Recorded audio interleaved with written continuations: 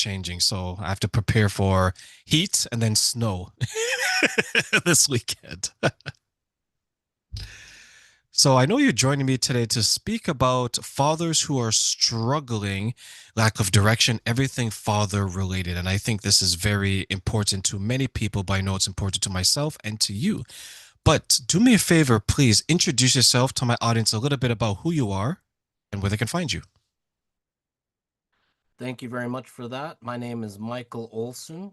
I have founded a company called The Life Forge. What I am doing is trying to help fathers find their way and overcome things that are dragging them down and causing issues in their family. And one of the primary things is addiction. One of the things that I found in my life is addictions crept up on me, even though I was in a situation where I was very successful at the time, but I wasn't exactly happy. There were things happening in my life that I felt were out of my control. And what happened is I took actions that I thought were getting me by, but I found out they were actually destructive. And as they grew, so did their effects. And eventually I destroyed my life over it. When you I, say, Michael, you destroyed your life, what do you mean by that? What happened exactly? well, I went from being a fairly high level corporate person and international business consultant one time. And then I found myself sitting in prison. So I would say that as a person who never thought that I would end up in a situation like that, it was quite a shock until I started looking back at all the decisions that I'd made. And then it became clear I was where I was because of those decisions.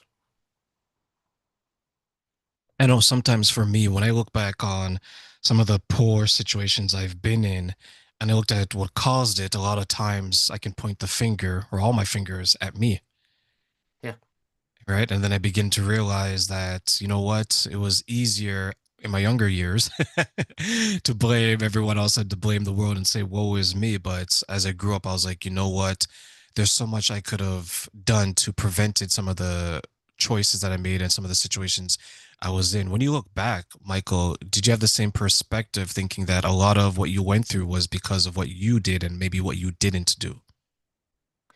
In fact, it's one of the keys to my turning the life around was to understand that it was not anybody else's fault. It was mine.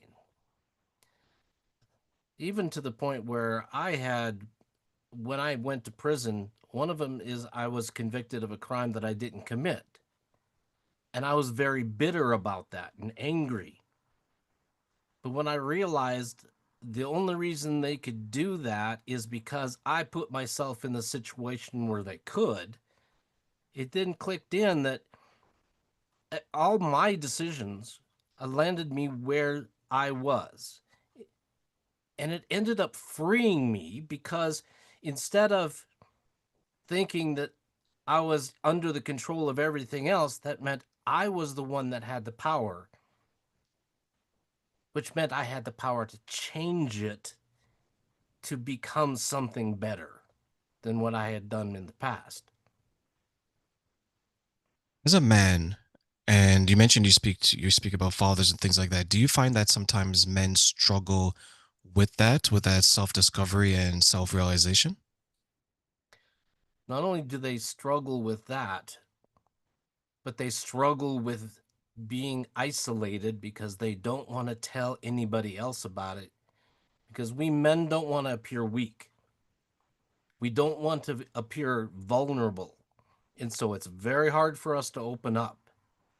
And that's one of the reasons why I'm doing what I do is to try and get men to take a little look at their lives and then come and talk to me and talk to other people that I have in my community and say, let's open up and begin discussing it because that's the only way that you'll be able to resolve it. We What do can't you do think anything are on our own.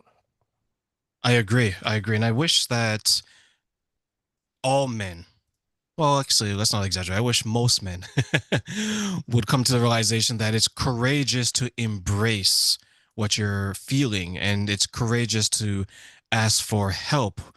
What do you think are, or what are some of the steps that you share to get these men to open up and have this type of dialogue and realize that, you know what, there's no weakness in sharing what you're feeling and asking for help? Well, a lot of people talk about how courageous it would be for me to talk about the experience I had because I'm telling everybody, yeah, I was a convict. But what happened is the more I told the story, the easier it became for me to be vulnerable in that because I'm taking that power back to myself instead of letting worrying about somebody else having judgment upon me. I've already judged myself. And now I'm sharing what I can to say, this is what I did in the past, but that's not who I am now. I decide who I am, not not the state who convicted me, not the people who look at only that one period of time. I am who I am, and nothing can change that. So even if I open up and become vulnerable, it doesn't change who I am. Doesn't matter what anybody else thinks. It only matters what I think. How important is that realization that it matters what you think, not what others think, especially those that have no connection to you? It's vitally important because one thing, all of our choices, all of our decisions are made based on our identity of who we are. So if you understand that it's our identity that causes our decisions, what we need to work on is our identity to be able to make the right choices for our lives. So what I did is I created a process by which I analyze myself and my behaviors and my character, and then I go in and change it. That's why I pattern my transformational process after a forge, working of metal, the going in and molding something with your hands, because you can create something out of raw materials and turn it into a work of art. So we can do that for ourselves by changing our character and our identity. And the men that you work with, what are some of the obstacles that they face in that journey that you just described for forging the new them, the new identity? Well, one thing I find is a lot of men are lost. They don't know what they want to become. They don't know what steps it takes to be able to change that to become something else. I said many times when I was suffering from addictions, I want to stop destroying my life, but I just don't know how. So, what I'm trying to offer when I talk to people is I know that you're struggling and you may not know how, but I know how. I can